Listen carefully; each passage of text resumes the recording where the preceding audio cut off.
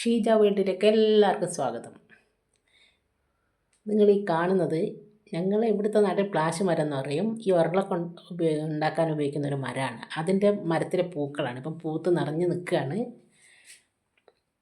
വേറെ കത്തിക്കാനൊന്നും ഇത് കൊള്ളൂല, ഉരളിനൊക്കെ ഉപയോഗിക്കുന്നത്. ഇപ്പോൾ ഇവിടെ ഫോറസ്റ്റ് ഏരിയ ആയതുകൊണ്ട് അവിടെ എവിടെയായിട്ട് ഈ മരങ്ങളുണ്ട്. ഇപ്പം അതിൻ്റെ സീസണാണ്. ഇതിപ്പം കുറച്ച് കുറവാ പൂക്കൾ വന്നു, പക്ഷേ ഇതിങ്ങനെ ഇല കാണാത്ത രീതിയിൽ ഇതിൽ പൂക്കളുണ്ടാവും. കണ്ടപ്പോൾ ഒരു കൗതുകം തോന്നി, ആ വീഡിയോ ഒന്ന് എടുത്തതാണ് കേട്ടോ.